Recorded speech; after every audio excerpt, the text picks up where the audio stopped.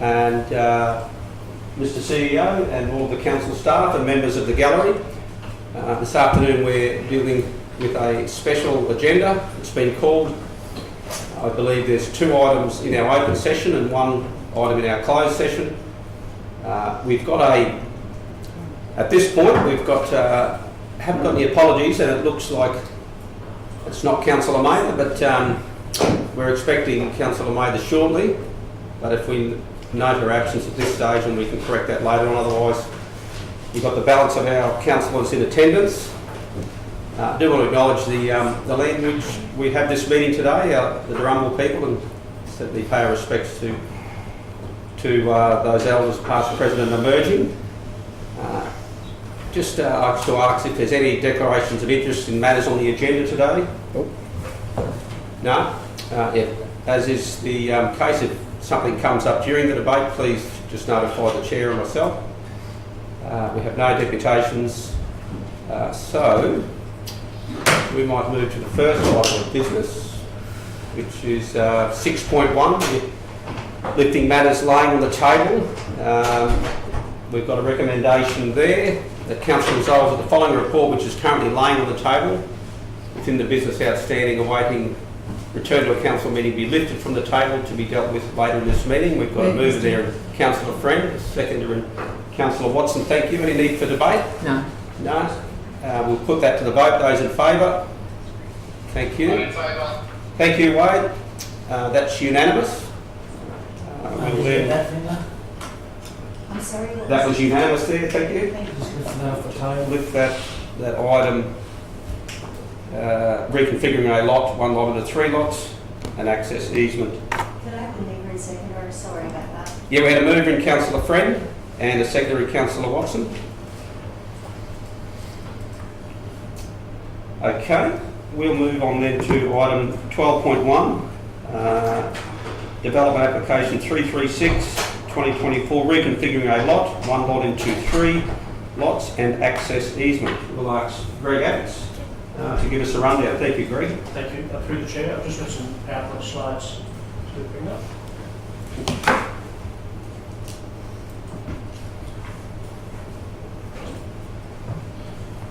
Thanks. Thank you. This is a continuation of the matter which was brought to the 4th of March standing committee meeting. It was resolved at that committee meeting to approve the application subject to reasonable relevant conditions. The officer's recommendation was actually for refusal. Subsequent to that meeting, there was a couple of site visits and some without prejudice conversations. And the original application, so this is the original proposal, down on Woodbury Road. It was a 1 into 3 lot subdivision, with the parent lot being the larger lot there, so it was proposed lot 1, and then 2 smaller lots, excuse me, proposed lots 2 and 3 with an access arm up the side, sitting on the parent lot. It was proposed that at some stage there would need to be an MCU application for those 2 particular lots to provide a proposed building location envelope. The matter was then left to lay on the table pending some further conversations, and those further conversations have now resulted in a new proposal. So the key elements of the new proposal are, so lot 1, so that's the larger lot there, also known as the parent lot, has been reduced in size from 10.4 hectares to 10.1 hectares. So it still meets the minimum lot size for this particular zone precinct, which is actually 10 hectares.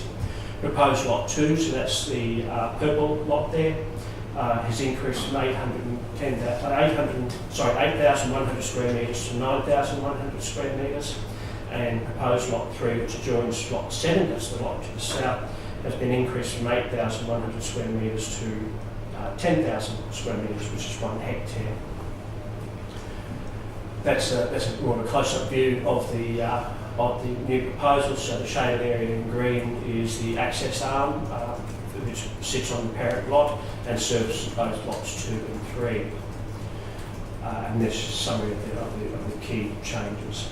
Happy to take any questions. I've proposed some conditions that were contained within the meeting report, which are very similar to another subdivision fairly close by. The assessment benchmarks don't change. So. questions? Question, Councillor Friend. Thank you, Mr Mayor, through you. Thanks, Greg, for this information. Can we please have a look at where there is a water course going back to where, if you can point out where the water course is? And also, I'm interested in any overlays such as stormwater overlays or vegetation overlays. So there's an overlay path which runs through here. Right. Okay. All right. It's not what we call interior water. Interior water, so in other words, there's not standing water in there. It's actually effectively a dry gully. Sure. Yeah. From what I understand, if this is approved, then the applicants do still have to put in a material change of use in order to build upon the lot. That's correct. And so that obviously they couldn't build upon where that water course is. Is there any indication where a building may be? So we've included in the conditions, condition 5. There's 3 conditions which are based in there. An easement of access to services must be registered over lot 1. So that's that green shaded area that I've been talking about. Yes. Mr. Chairman. No worries, Councillor Mather. 5.2 is a covenant must be registered over proposed lot 3. So that's the bottom lot. So that's that ready orangey colour. Lot preventing the construction of habitable dwellings within the area identified on the plan, so that's a little bit where that house is, okay? And the building location on whatever the attached plans is not approved, okay? And subject to a subsequent material change of use application. Sure. And just going back to any mapping we may have for where a natural water, I'm not talking about the water course that you've just pointed out, but if there would be any stormwater runoff from other areas within that vicinity. So do we, or perhaps contours might give us an indication? So that's probably the best one I've got in terms of these drawings, these plans here. So that dry gully sits in here. Yes. Okay? Effectively, the catchment boundary is that there. Yes. Okay? So water in this area actually is directed into there. Some will go out to here and some will come down to here and so forth. So the construction of 2 new dwellings will make no difference whatsoever to the overland flow in that area. It would make no difference. Okay. I'm happy to move this one. Thank you, Mr. Thank you. I'll second that. Okay, so we're going to move it in. Councillor Friend, you're satisfied? Yes. I am, yes. Just one more question, sorry, Mr. Mayor. Remnant vegetation or vegetation overlays, anything of They are actually significance? included in the original council report. I haven't included them on this report. No. Sorry. So do you have them? We do have them. I would need Is there any significant? Not that I'm aware of. No, thank you. That's all I was after. Okay, we've got a question, Councillor Walker. Thanks, Mr. Mayor. If we can just go back to that map, there was a discussion with the guys who are developing, and they're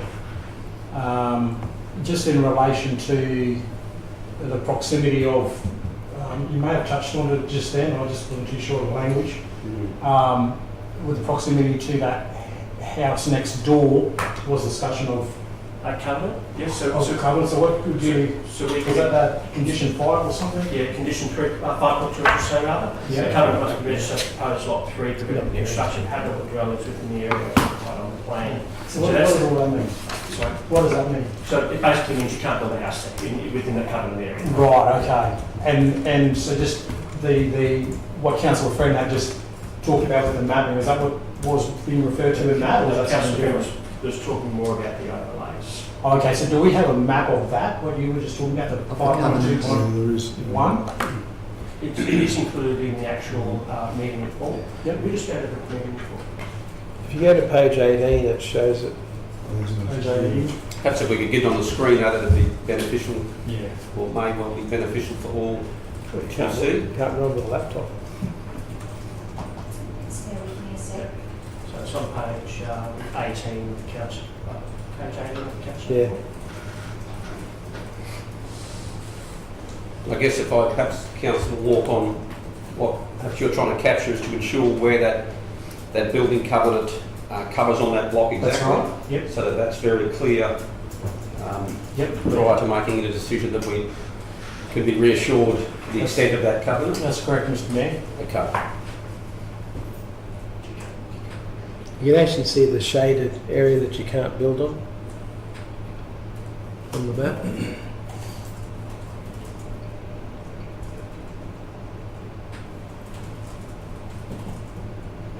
Yep, that's it. Mr Chairman, I've left my paper for that agenda item at home. I've only just got it. Okay. But I remember it. I Yeah. remember it. This is the one from Woodbury. Yes, Yeah. I remember it. I've got yellow markings all the way through it. So the proposed covenant area, so that's the shed on the neighbouring property. Yeah. That's the existing dwelling house. Proposed covenant area would be that area there. So you can't put the habitable dwelling within that area, so it would have to be built in the back So part of it. habitable or no dwellings at all? No habitable dwelling, yes. Thanks, Greg. Okay. Could I lend into that question too, Mr Chairman, please? The covenant, look, I don't honestly see a need for the covenant because it's not for protected vegetation it's risky vegetation. It's basically to push the house further up the hill, basically. Yeah, it's probably. And I don't know if that's justified. Well, It could be I guess that encouraged would but not be justified. subject to the debate. If there's a question there, Councillor Mader, happy to get an officer to try and answer I that. just need it confirmed that it's not to protect vegetation, it's to actually push the house further up the hill. No, I don't think, importantly, nobody was suggesting that it was for vegetation. It's probably more of an amenity aspect that was raised in the objections to the original application. Well, because if a covenant were there and the owners of that lot wanted to come out onto Woodbury Road with the approval of TMR, then they wouldn't be allowed to do that. They'd have to come around the back way. So through the Is the officer to perhaps answer that concern or So question? through the chair, this application would require consultation if they go to build the house and the driveway, consultation if they would shift the access point onto Woodbury Road with TMR. That's currently the approved access point, so that's the area that's shown in green on that plan there, is the approved access point. They'd be approved because that was proposed. And that's what's already existing. They haven't, you wouldn't know whether TMR has refused to consider any other access points along that section, along those two lots. Through the chair, my understanding is that that is the only access point that TMR will allow. Will allow us, that's the answer to the question. Okay. And perhaps if I can just ask the question, so that in terms of access, that hasn't been proposed to change or from the initial one to this particular one, it still remains in the green hatcheted area. It's just the lots themselves are somewhat stretched out, Yeah. kind of. I just didn't see the need for the covenant, Mr Chairman. No, well, that is up to you or up to each individual councillor. So, thank you for sharing that at this point in time. Any further questions? No. So we've got Councillor Mayer. Like I said, I haven't got my paper in front of me, but the extension of those two lots, one is an extra quarter of an acre, and the other one is half an acre. So obviously they don't sink at the back boundary. Not a lot of difference, but I would have liked to have seen, not that it was proposed for a full development of the site, I would have liked to have seen an overlay plan to say what it would look like in the long term. Through the chair, in terms of what it looks like in the long term, we can only control that through an MCU process in terms of the building location or any potential house to go there. In terms of people's aspirations of what that area is going to look like in 20 years' time, that's an unknown quantum. But we have influence in our planning scheme as to what we like where we like it. However, the planning scheme can also be overridden as well. Oh, it's being written every day. We might take that as a statement on notice. As an Councillor Mayer. observation, Mr Chairman, yes, thank you. Absolutely. Okay. Any further questions from the floor? No. Well, we've got a mover in Councillor Eastwood, a seconder in Councillor Watson. Councillor Eastwood, do you want to speak at all? I would like to, Mr Mayor. First of all, I'd like to thank the proponents of this, and I'd like to let them know that we have listened to them, hence the change that's been brought about in the lot sizes and the very important covenant that's been put upon the closer lot to the houses. So I think we've got a win-win situation. We're helping, doing another, I guess we're doing a little bit more in relieving the housing crisis and the land crisis. And I do urge my fellow councillors to back this one up. Thanks, Mr Mayor, I probably do. Thanks, Councillor Rees. Anyone speaking against the resolution? I am partly in favour of Mr Chairman to say I'm not going to be influenced by the housing crisis, because governments are pushing us around left, right and centre to tell us what they do and where we have to do things. And it's not in the interest of good governance. My only concern is that I would have liked to have seen an overlay plan as to what it would look like, because it's a spectacular block of land, and I would like to see something that would indicate what the final product might look like. Not that they would, not that the owners would are prepared to do that at this point in time. Perhaps it's not, but it has the potential of being one spectacular development there. And I wouldn't like to see it marred by 2 blocks out of sync with what the rest might be.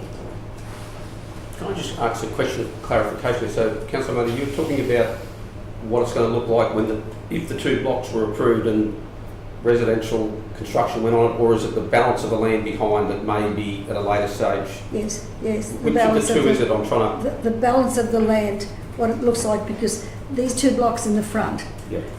They're out of sync with what I suspect the rest of the land might look like, because you're going to have potentially 6, 8, perhaps 10 blocks coming off that little easement. Councillor Murray, can I just ask, so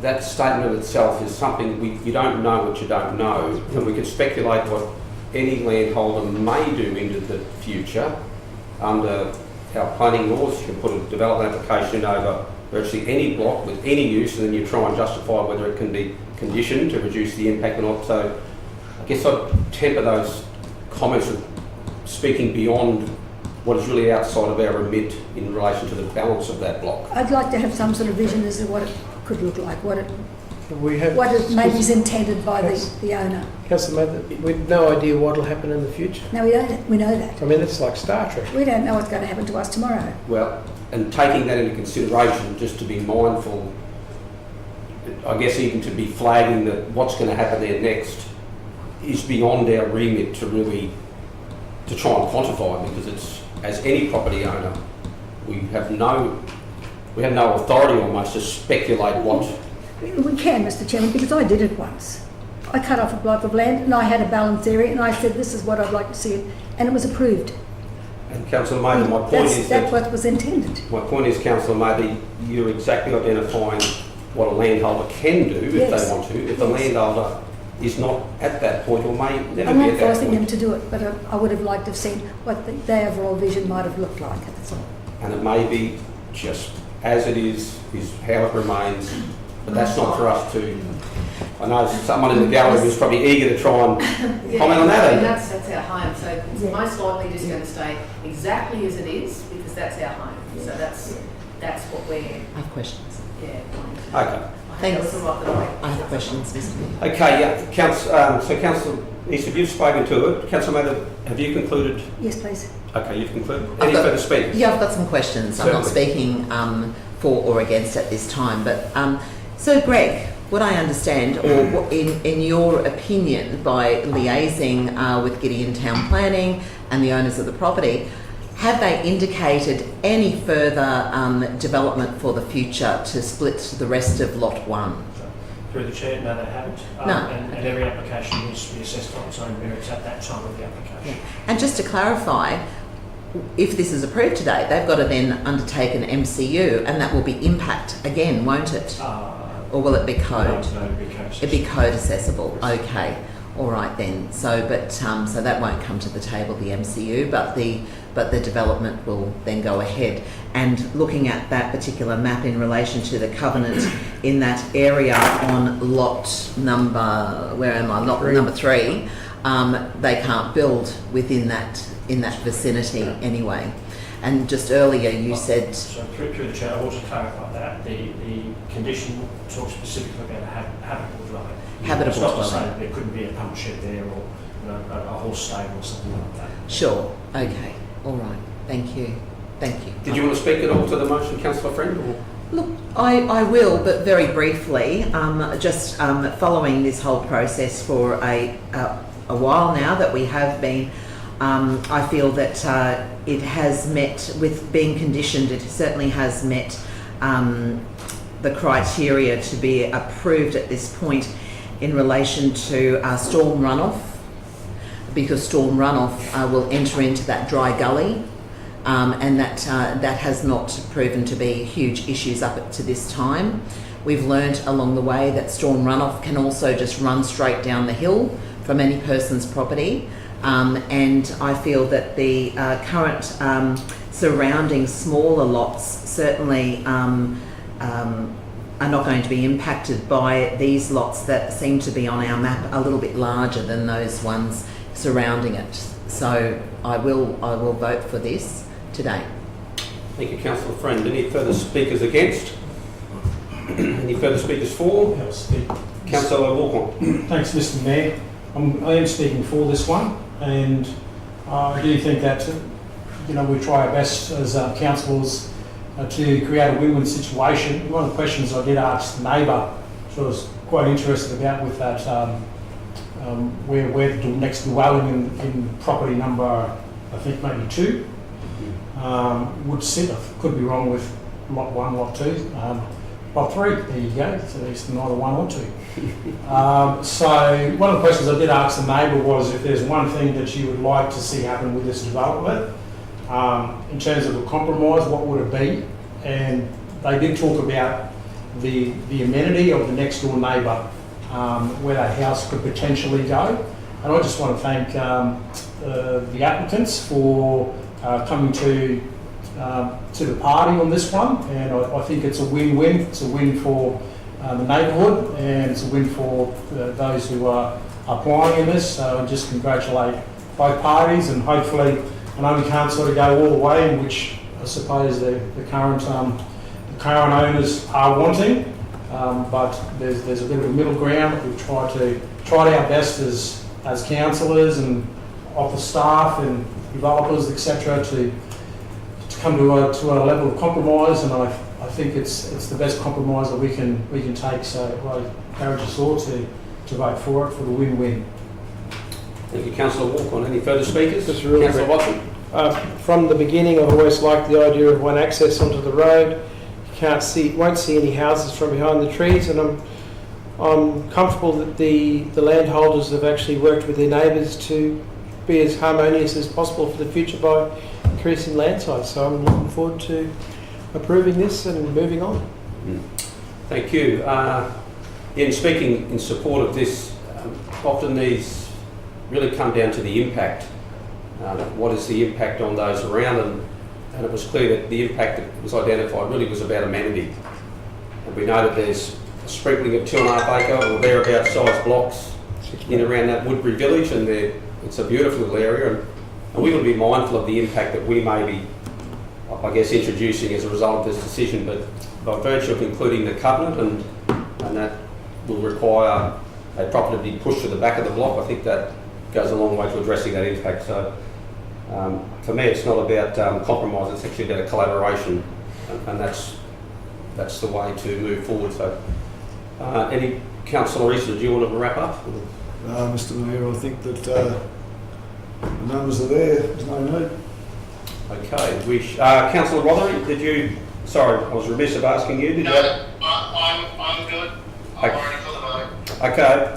Councillors, we'll put that to the vote. Those in favour? In favour?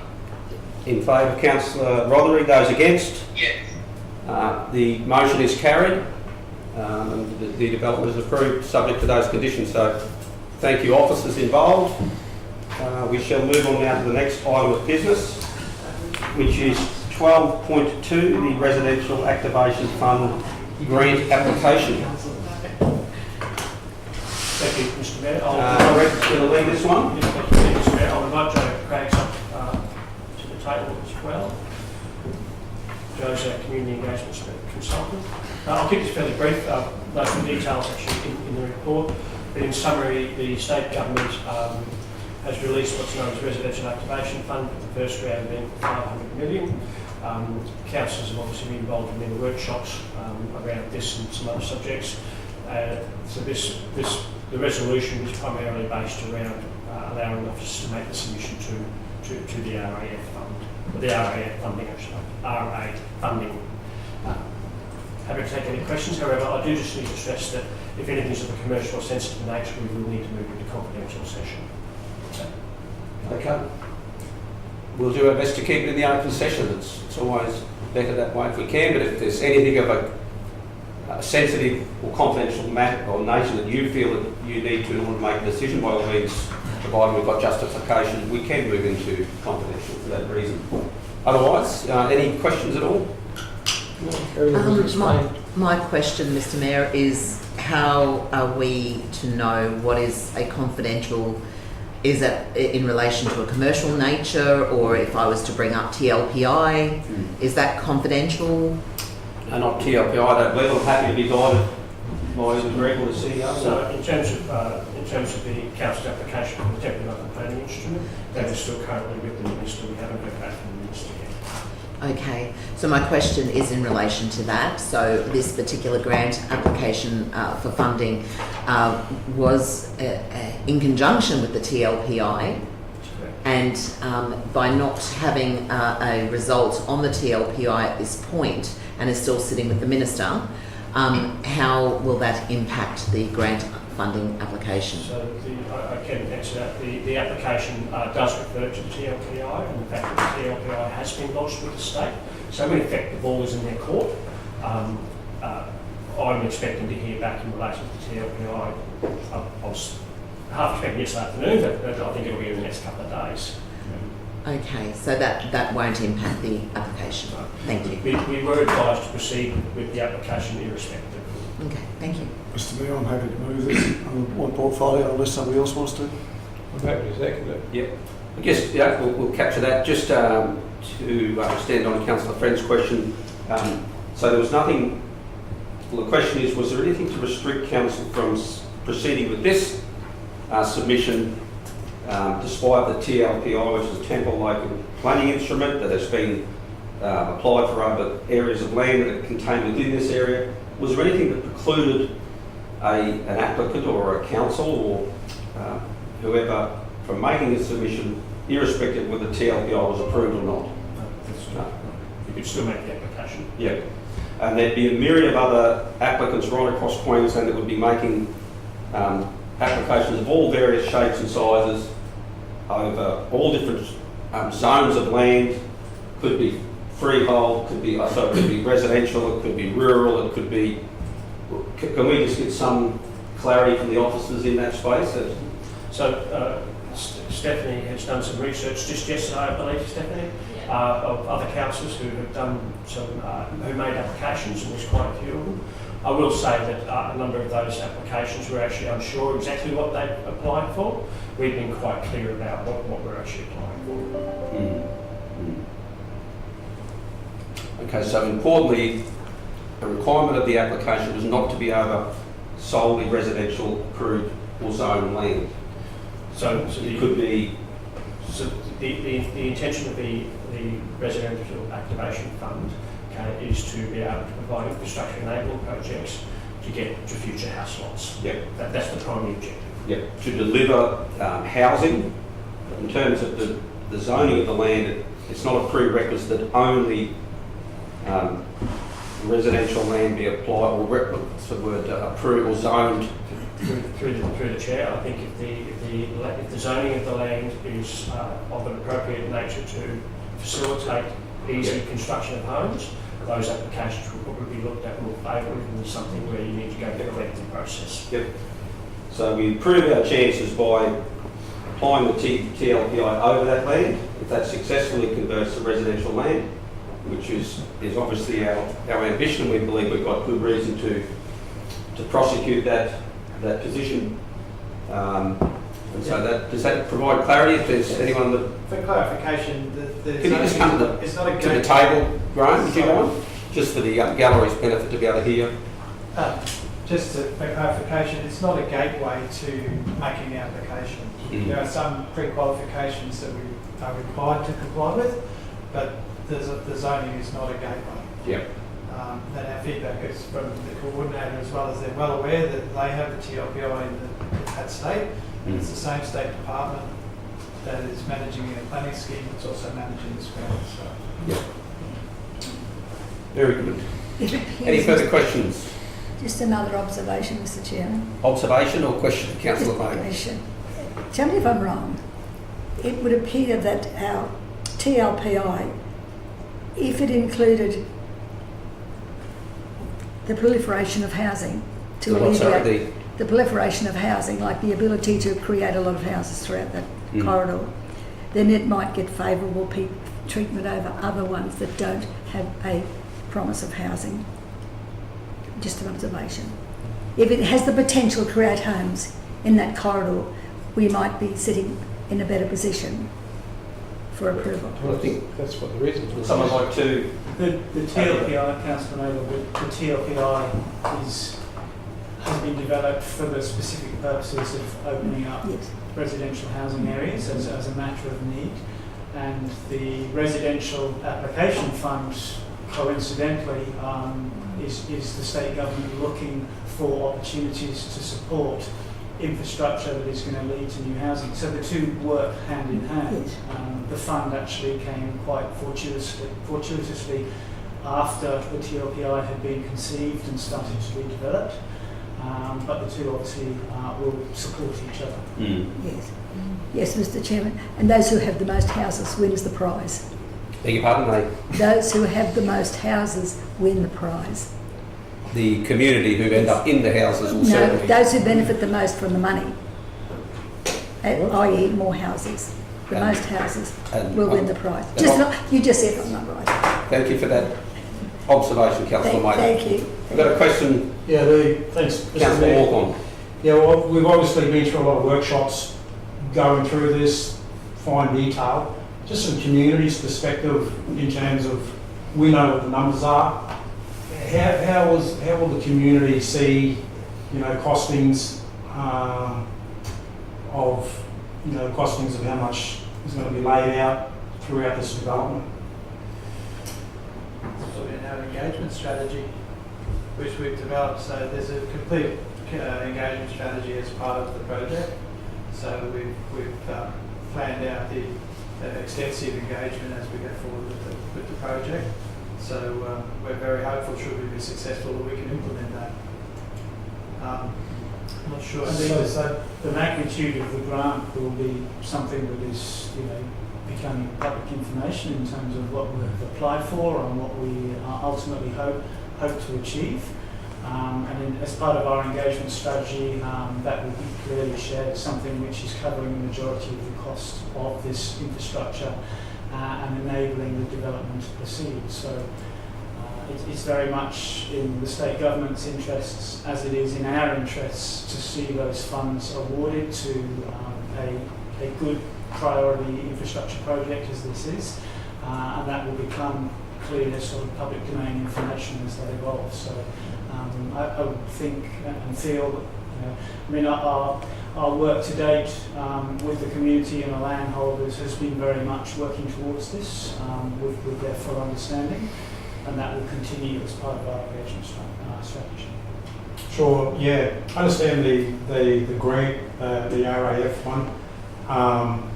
Thinking more in terms of council's investment later on in the plan, how that I'm sure the community would want to be able to see that somehow, and how will they keep up to date with? So you're the more particulars of the actual project, the costings and the milestones and the stages and... Yeah, I just think the community would want to see that, it's going to cost X, if the grant comes through, it's going to cost this much, at this point of the year, etc. Do they see that at the beginning? Do they see that later on? So through the chair, I guess it really depends on whether it's successful or not. It's probably the first milestone. then once if we are successful, then obviously things will be revisited, and there will be an engagement strategy around all of that.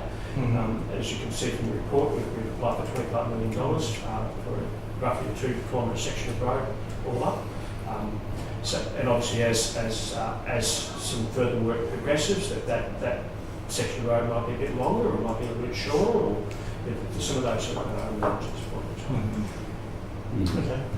But I guess importantly, a full breakdown of the project can be shared with the community. All those costings, there's nothing confidential in that in itself. Until you know what the eventual outcome is of the submission in terms of the quantum of that, that's at the point where I guess those figures become real and not just academic type things. So. And if I can just also add to that, as part of the milestone reporting for grants of this nature, there will be public communication that's required as part of those milestone reporting. So we will be issuing media releases and comms along the way to keep the community informed as to which stage of the project we're uncovering at each stage. Excellent. Very good. That's like just one observation for those that may be listening and thinking that 2 kilometres of road only achieves $25 million. That would scare any council, I think, but it's important, and maybe someone from the project team can elaborate why that is actually in those figures in terms of that short distance relatively, but everything that goes with it. Well, as on the screen, there's actually 3 discrete sections of work, and we tend to break them up and offer them potentially as 3 contracts. There's a major intersection with the Creek Rockhampton Road, Department of Main Roads. It also has the benefit of improving the existing Meals Road intersection. That's a very significant cost in itself. 2 kilometres of road. It's relatively cheap per kilometre through that area, and there's also the extension of Pineapple Drive, which is critical to join the Gateway Business and Industry Park to the access out to Neils Road. So just the 2 kilometres of road would represent less than 50% of the funding application. Okay. Any further questions? Yes, Mr. Mayor, just through you, and for the benefit of those that may be watching the live stream, with the Residential Activation Fund, I believe that there are four tranches of funding available. Is there anything that prohibits our council from then applying for further funding through that fund? So through the chair, I think that was part of the intention about applying for round 1. If we're not successful in round 1, we'll go for round 2 and we'll keep going. Lovely. Thank you very much. Okay.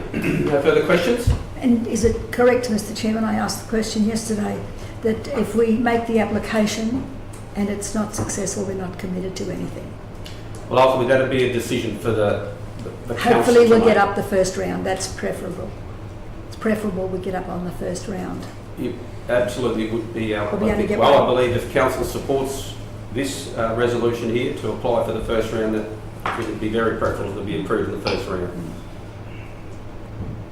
Okay, Councillor Eastwood, did you want to speak? Yes, Mr. Mayor, I think I should. Firstly, you need to be aware this is time sensitive, so the decision has to be made today. Grants finish close tomorrow. The second thing, that this is only a grant, but to us it's more than that. It's a big grant that opens up, or potentially opens up, a huge area. We've just passed a very small subdivision that may not help our housing crisis. This is the potential has the potential to really help us out as a community with longevity for future housing within that area. Councillors, over the years I've bought and sold a lot of properties, and some have made money, some haven't. I've never looked back and said, oh, I wish I hadn't done this. But what I have done is I've looked back where I've missed opportunities and gone, I should have taken that opportunity. And as a council, this is a huge opportunity. We need to jump in and take it. And I just ask the councillors back this to the hill. Thank you, Councillor Eastwood. Anyone speaking against the resolution? Any further speakers for? Speak for Mr. Mayor. Councillor Walker. Yeah, this is it's a great opportunity for us. It's going to open about 3,000 jobs for us, 1,500 new homes as well. And we do know to stay on top of the game, we need about 400 homes a year. to stay on top. And so, Mr. Graham, what's the credit for you to that one? Not more intelligence, but only 400 new homes to stay on top of it, and this is going to be a good step forward for us as a council to open new homes, new development, that east-west corridor through there. So I'll be voting for it. It's a great step for our future, Mr. Mayor. I think a great step for our future.